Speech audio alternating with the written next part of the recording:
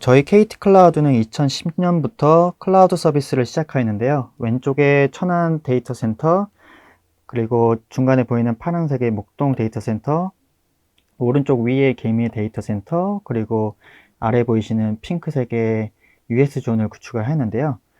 제가 하나하나씩 설명을 드리도록 하겠습니다. 처음에 저희가 클라우드 서비스를 제공을 할 때 천안의 센트럴 A와 B라는 퍼블릭 클라우드를 일반 고객들이나 기업 고객들한테 제공을 하였습니다. 그 이후에 이제 여기 보이시는 엔터프라이즈 클라우드 존이라는 것을 구축하여서 제공을 하였는데요. 이 엔터프라이즈 클라우드 같은 경우에는 물리적인 IPS나 방화벽 장비를 직접 구축을 하고, 이외에도 DMZ 존과 프라이빗 존을 분리해서 조금 더 기업 고객들한테 보안적으로 안정화되게 서비스를 하기 위해서 제공된 존이라고 보시면 되겠습니다. 그리고 여기 보이시는 김해존에 HA라는 존이 있는데, 요거는 천안의 데이터 센터가 무너졌을 때 김해존에서 안정적으로 서비스를 운영하게끔 하는 그러한 DR 센터의 개념으로 보시면 되겠고요. 그리고 재팬존도 제공을 하다가 지금 현재는 제공을 하지 않고 있습니다. 그리고 여기 밑에 보이시는 US존은 현재 KT 클라우드에서 제공하고 있는 좀 글로벌한 존이라고 보시면 되겠고요. 조금 KT 클라우드의 상징성을 가지고 있는 존이라고 보시면 되겠습니다. 그리고 또한 여기 보이시는 G클라우드라는 존이 있는데요.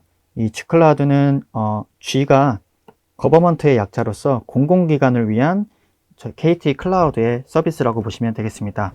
그래서 공공기관의 클라우드 서비스를 제공하기 위해서는 키사의 그런 인증이나 심사에 대해서 철저한 그런 검사를 받은 이후에 그런 보안 요구사항을 맞춘 공공기관을 위한 클라우드 존이라고 보시면 되겠고요. 이렇게 제공을 하다가 이제 센트럴 A와 B는 조금 노화된 그러한 서버나 장비들로 구축이 되어 있어서 조금 더 스케일 업된 그러한 고성능의 그런 장비들을 구축을 하게 되었습니다. 그래서 여기 보이시는 서울 M과 서울 M2존이라는 퍼블릭 클라우드를 새로 구축을 하여서 고객한테 제공을 하고 있습니다. 그래서 여기 보이시는 센트럴 A, B, 서울 M, M2, 엔터프라이즈 같은 경우에는 저희가 VR 아키텍처라고 해가지고 비슷한 아키텍처로 현재 제공을 하고 있었는데, 이러한 VR 구성이 아닌 새로운 그러한 클라우드 아키텍처를 처음 가져가게 된 존이 엔터프라이즈 시큐리티 존이라고 부르고 있습니다. 이 엔터프라이즈 시큐리티 같은 경우에는 엔터프라이즈 클라우드와 비슷하지만은 VR 구성이 아닌 새로운 아키텍처를 가지게 된 존이라고 보시면 되겠고, 이후에 구축되는 새로운 신규 존들의 같은 경우에는 모두 이 엔터프라이즈 시큐리티의 아키텍처를 가져간다고 보시면 되겠습니다.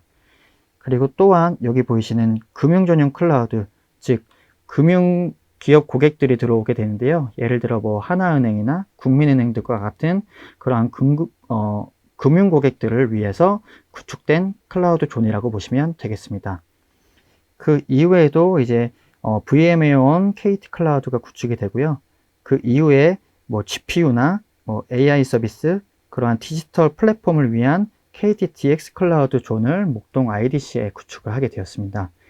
이 이후에는 여기 보이시는 천안에 보이시는 GKTDX라고 해가지고 공공기관을 위한 이러한 동일한 DX 플랫폼을 구축을 하였고요. 그 외에도 DAS라는 VDI 서비스를 위한 클라우드 존을 구축하여서 제공을 하고 있습니다. 이렇게 현재 다양한 여러 개의 존으로 KT 클라우드 서비스를 제공하고 있다고 보시면 되겠습니다. 다음으로는 여러 가지 존들의 구성, 아키텍처가 다른데요.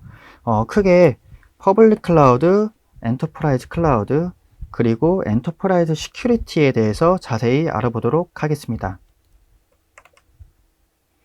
첫째로 퍼블릭 클라우드에 대해서 설명을 드리도록 하겠습니다. 여기 보이시는 클라우드 내부에 이제 가상화된 VM을 생성을 하게 되고요. CPU나 디스크 등의 VM의 하드웨어 사양을 자유롭게 조정이 가능합니다. 그리고 또한 메모리나 CPU, 디스크에 대한 최적화된 템플릿을 제공하는데요. 여기 보이시는 전체 그림이 그냥 퍼블릭 클라우드의 일반적인 아키텍처라고 보시면 되겠고요.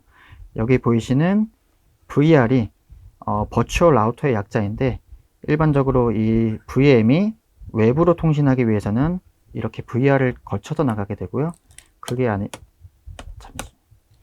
외부에서도 들어올 때는 이 경로를 타고 들어오게 되어 있습니다. 그래서 VM별 이제 인바운드나 트래픽 방화벽은 설정을 제공을 하고 있고요. 그리고 말씀드린 VR별 VM에 대한 포트 포워딩 규칙을 구성을 해서 외부에서 내부로 서버에 접근이 가능합니다. 그리고 웹서버 구축 시에 웹방화벽을 통해서 보안적인 부분도 강화할 수 있고요. 그리고 여기 보이시는 외부 인터넷 대역폭에 영향이 없는 내부 네트워크, 여기에서는 CIP라고 하는데, 이거는 클라우드 인터널 패스의 약자로서 여기 보이시는 내부망을 의미하게 되는데요. 제가 이 VR이랑 이 CIP에 대해서 조금 더 설명을 드리도록 하겠습니다. 이 VR은 버추얼 라우터의 약자로서 클라우드 스택, 즉 저희 클라우드를 이제 관리하는 오픈소스 플랫폼인데, 이 클라우드 스택에서 제공하는 방화벽 기능도 수행을 하고 라우터의 역할을 수행하는 일종의 VM이라고 보시면 되겠습니다. 그래서 사설 이제 VM, 이 VM은 사설 IP를 가져가게 되는데요. 이 사설 VM이 외부 통신을 위해서 포트 포워딩의 역할을 수행을 하기도 하고요. 저희 리눅스에서 ACL이라는 그런 보안적인 기능, 이러한 보안 서비스도 제공을 한다고 보시면 되겠습니다. 그래서 외부나 내부에 대한 그런 데이터를 안정적으로 보호할 수 있는 방화벽 역할도 수행을 하고요. 그리고 아까 말씀드린 내부나 외부로 나갈 때에도 이 VR이 방화벽 및 라우터의 역할을 수행한다고 보시면 되겠습니다. 그리고 이 CIP는 클라우드 인터널 패스라고 설명을 드렸습니다. 이 CIP가 무엇이냐면은 일반적으로 VM이 외부랑 통신할 때 상관없는데, 예를 들어서 여기에는 웹서버를 구축하고 여기에 DB 서버를 구축을 했는데, 이 웹서버와 DB 서버 간의 통신을 할 때 일반적으로 통신을 하게 되면은 요 외부를 통해서 나가게 되는 이러한 공중망 통신을 하게 되는데요.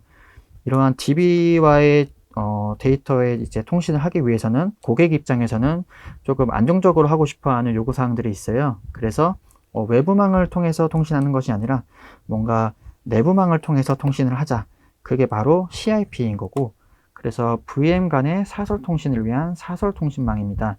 그래서 예를 들어 여기에 172.16.0.10이라는 VM IP를 가지게 되면은 이 CIP를 신청하게 되면은 10점대역으로 10점, 10점, 100점, 10이라는 새로운 인터페이스를 생성을 해서 IP를 부여받게 되어 있습니다.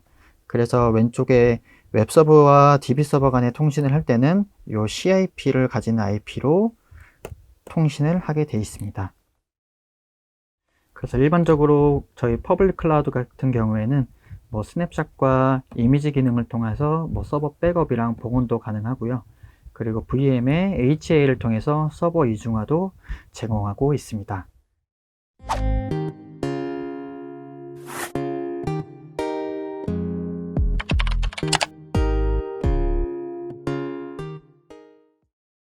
네, 두 번째로는 엔터프라이즈 클라우드에 대해서 소개를 드리도록 하겠습니다.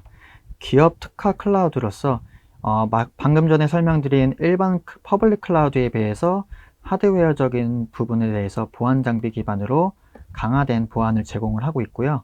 기업 중요 시스템이나 금융, 의료 등의 분야에서 적합하다고 보시면 되겠습니다. 그리고 그림에 보이시는 DMZ 구간, 프라이빗 구간으로 나누어서 제공을 하고 있고요. 그리고 IPS나 파이어월 등의 물리적인 보안 관제 서비스도 기본적으로 사용이 되고 있습니다. 그래서 고객사의 중요한 정보는 여기 보이시는 프라이빗 존에 구축을 하게 되고요. 그래서 일반적으로 웹서버는 DMZ 존에 구축을 하고 DB나 WAS와 같은 중요 고객 데이터는 프라이빗 존에 구축을 해서 제공을 한다고 보시면 되겠습니다. 그래서 앞서 말씀드린 퍼블릭 클라우드와 이 엔터프라이즈 클라우드와 어떠한 부분이 차이점이 있을지에 대해서 소개를 드리도록 하겠습니다. 퍼블릭 클라우드 같은 경우에는 DMZ 존만 존재를 하게 되었는데, 엔터프라이즈 클라우드 같은 경우에는 DMZ와 프라이빗 존으로 나누어서 망분리가 된다고 보시면 되겠습니다. 두 번째로는 퍼블릭 클라우드 같은 경우에는 공용 시스템을 이제 IPS로 사용을 하고 있는데, 엔터프라이즈 클라우드 같은 경우에는 이 전용으로 이제 IPS 장비를 도입을 해서 구축을 해 놓은 상태입니다. 그리고 퍼블릭 클라우드 같은 경우에는 소프트웨어 방화벽, 아까 말씀드린 버추얼 라우터만 존재를 하게 되는데, 이 엔터프라이즈 클라우드 같은 경우에는 VR 뿐만 아니라 하드웨어 기반의 인증된 방화벽을 구축을 함으로써 조금 더 기업 고객들이 본인들의 데이터를 안정적으로 사용할 수 있는 존이라고 보시면 되겠습니다.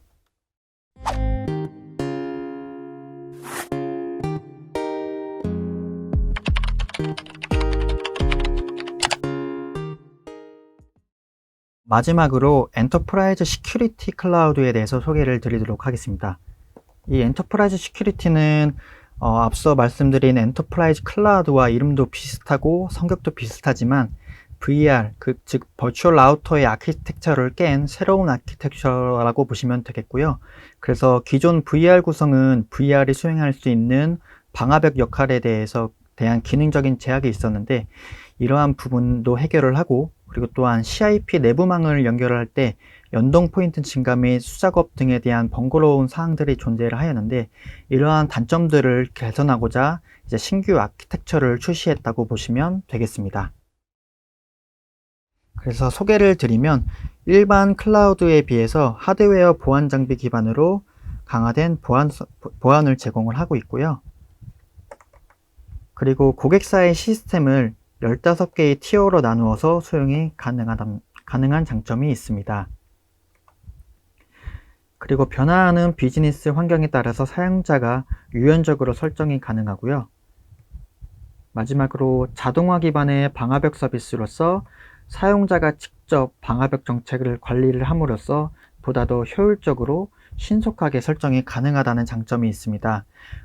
이 부분에 대해서 좀 소개를 드리면은, 일반적으로 이 자동화 기반으로 고객이 직접 저희 KT 클라우드 포탈을 통해서 언제 어디서든 이제 고객 작업이 있을 때 정책을 추가한다든지, 서버를 생성함에 따라서 내부 간의 통신을 위해서 정책을 추가를 한다든지, 이러한 부분에 대해서 사용자가 직접 방화벽 정책을 관리를 하기 때문에 보다 더 효율적이고 신속하게 설정이 가능하다는 단점이 있습니다.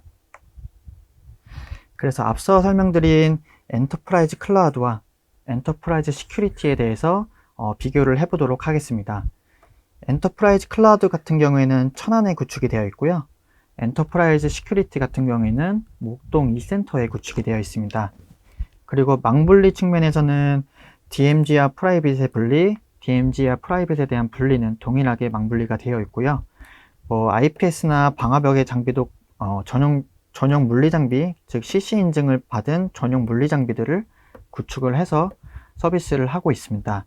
그래서 여기 보이시는 차이점은, 이 방화벽은 엔터프라이즈 클라우드 같은 경우에는 이제 방화벽 설정에 대한 부분이 모두 이제 수작업으로 이루게 되는데, 엔터프라이즈 시큐리티 같은 경우에는 VDOM이라는 하는 이 기능을 활용했고, 그리고 저희가 이제 포탈에서 자동화를 해놨기 때문에 조금 이제 수작업인 측면과 자동화적인 측면의 차이점이 있다고 보시면 되겠습니다.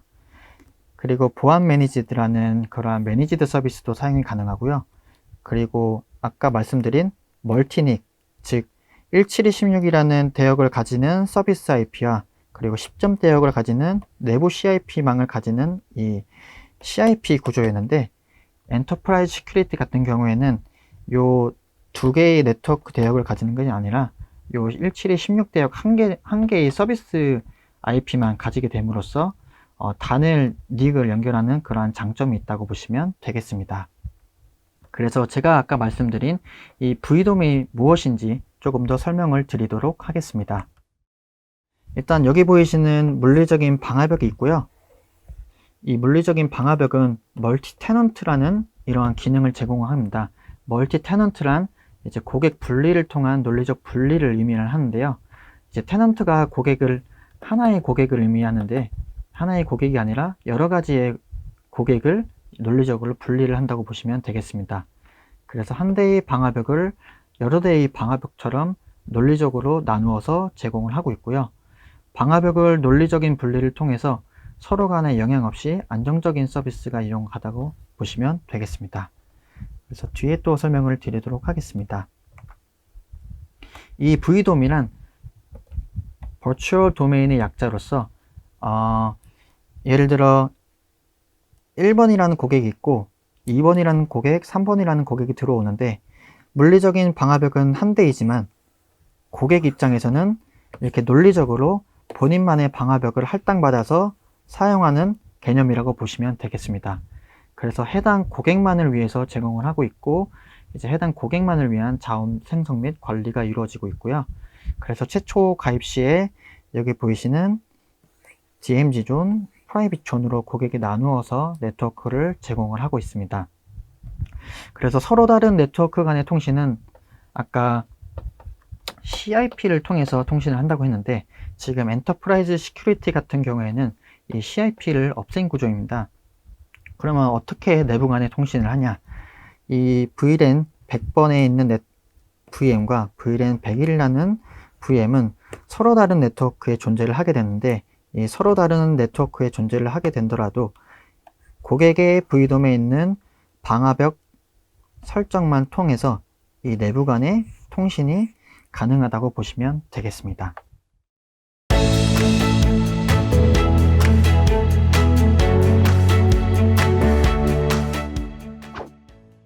네, 지금까지 학습한 내용을 정리해 보도록 하겠습니다.